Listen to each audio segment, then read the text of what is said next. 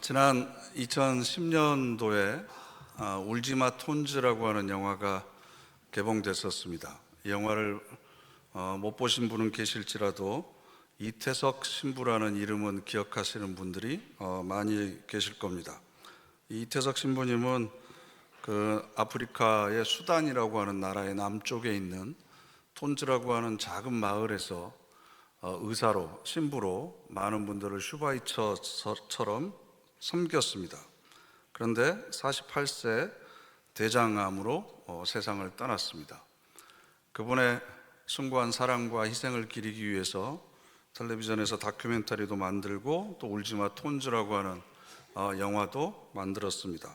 그런데 이분이 세상을 떠난 지 10년 뒤에 부활이라고 하는 제목의 다큐멘터리 영화가 또 만들어집니다. 이 영화를 제작한 분은 구수한 감독님이신데 재밌는 건 가톨릭 신자가 아니고 불교 신자입니다. 그리고 텔레비전에서 시사 고발 프로그램 PD를 했던 분입니다. 그런데 그럼에도 불구하고 왜 이렇게 가톨릭 사제의 이야기를 영화로 만들었는지 물어보니까 이태석 신부의 형님인 이태영 신부가 2019년 59세의 나이로 선종을 하면서 평소에 친분이 있던 이 구수한 감독님을 불렀습니다. 그리고 두 가지 유언을 남깁니다. 하나는 이태석 재단의 일을 계속 맡아서 해달라는 거였고, 또 다른 하나는 이태석 신부 선종 10주기의 동생의 삶을 정리해 줬으면 좋겠다. 그래서 어떻게 하면 이태석 신부의 삶을 잘 정리할 수 있을까 고민을 하다가 이태석 신부가 남수단에 작은 학교를 지었다는 이야기가 갑자기 생각이 났습니다. 그래서 이 아프리카 수단을 찾아갔더니 이 학교를 통해서 의사이거나 의대생이 된 제자가 10년 동안에 무려 57명이나 되었습니다. 그러니까 그 작은 톤즈 마을에 신부님이 지은 허름한 학교에서 10년 만에 국립대 의대생 57명이 배출된 겁니다. 상상할 수 없는 일이죠. 의사뿐만 아니라 공무원, 대통령실 경호원, 언론인까지 약 70명의 제자들을 인터뷰를 했습니다.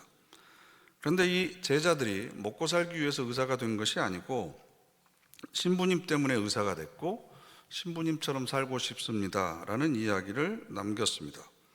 이 제자들이 병원에 진료하는 모습을 보니까 우리도 보통 병원에 가면 의사 선생님이 뭘 물어보죠? 어디가 안 좋으세요? 어떻게 오셨어요? 이것부터 물어보는데 이 제자들은 가는 곳마다 손을 잡고 환자들의 개인적 이야기를 들어준 다음에 진료를 하는 겁니다. 그래서 왜 그러냐고 물어봤더니 이태석 신부님이 해오던 진료법입니다.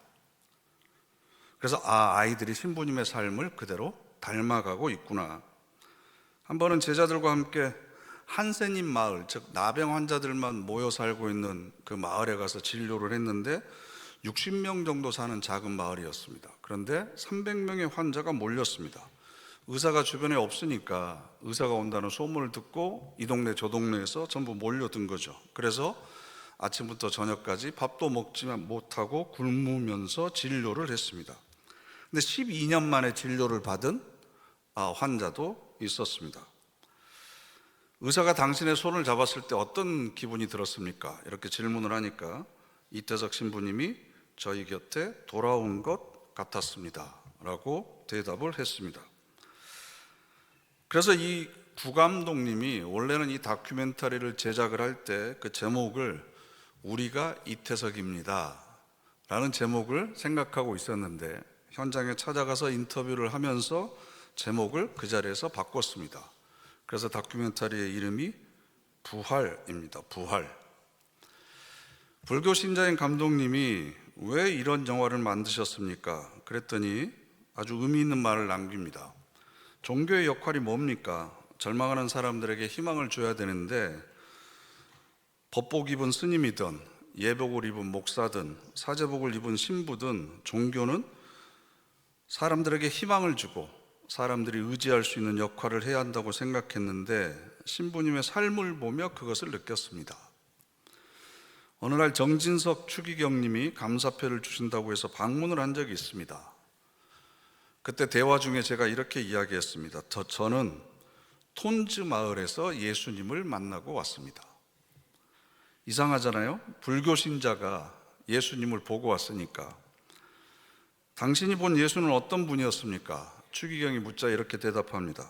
제가 본 예수님은 대단한 분이 아니었습니다. 그분은 제 마음에 있는 분이었습니다. 톤즈 성당은 여기처럼 으리으리하지 않습니다. 허름한 성당의 벽은 포를 맞아서 구멍이 뚫렸는데 사람들이 성당만 들어오면 얼굴이 밝아지는 걸 봤습니다. 저는 그게 바로 예수의 힘이라고 생각했습니다. 라고 대답했습니다. 여러분들은 부활에 대해서 어떻게 생각하십니까? 부활의 삶이란 어떤 삶이라고 여러분들 믿고 지금 이 자리에 앉아 계십니까? 여러분들 부활의 삶을 살고 싶으시죠? 부활을 먼저 누리고 싶으시죠? 그러면 부활 이전에 우리가 먼저 꼭 해야 될 것이 있습니다. 반드시 필연적으로 거쳐야 되는 과정이 있습니다. 그게 뭔 줄 아세요? 먼저 죽어야 됩니다. 먼저 죽어야만 부활할 수 있습니다. 한 인간의 삶은 자연인으로 그냥 살아가는 것이 아니라 썩어지고 녹아지고 나중에는 형체가 없어지는 겁니다.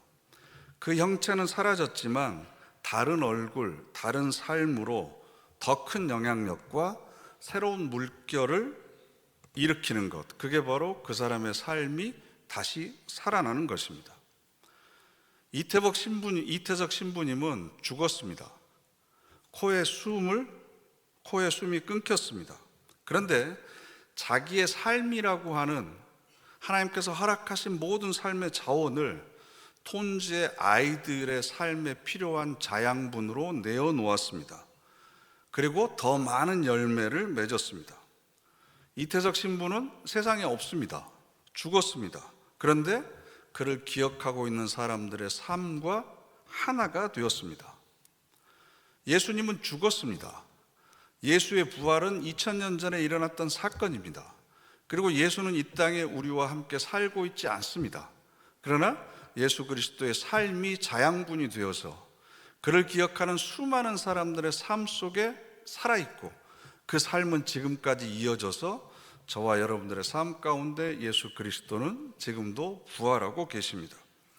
그래서 36절 말씀을 보면 어리석은 자여 내가 뿌리는 씨가 죽지 않으면 살아나지 못하고, 영원한 생명을 누리고 싶으세요? 죽어야 됩니다. 목사님 100세는 살아야죠. 아니요, 죽어야 됩니다.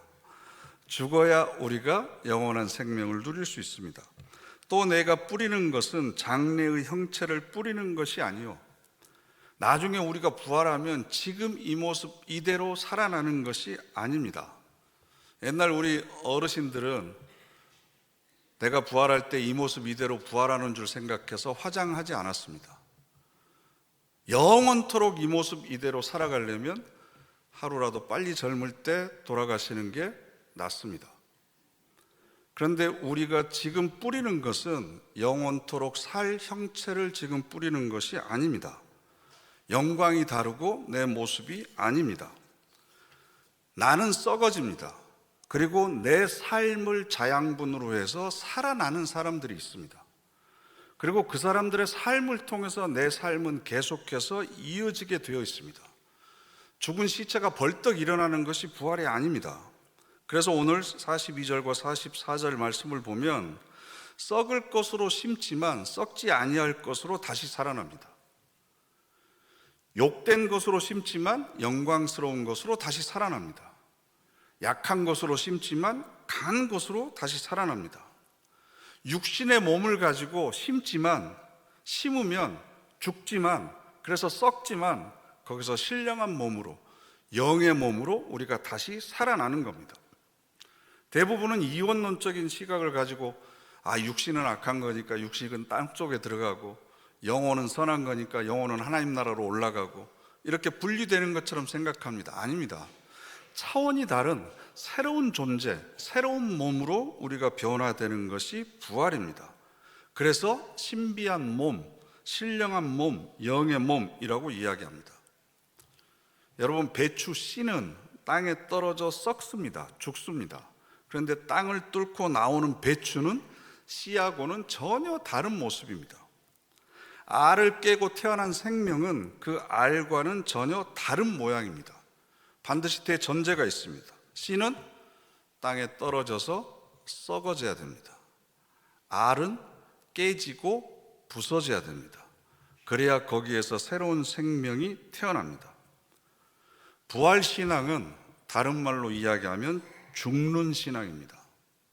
옛사람을 죽이고 내가 새로운 사람으로 다시 태어나는 것입니다. 그래서 전혀 다른 몸입니다. 새로운 차원의 삶을 이야기합니다. 그래서 36절, 어리석은 자여 내가 뿌리는 씨가 죽지 않으면 살아나지 못하겠고. 왜 이걸 사도 바울이 이처럼 강조하냐 그러면, 저는 안 죽고 부활하겠습니다, 이런 이기적인 욕심이 우리 가운데 너무나 많기 때문에 그렇습니다.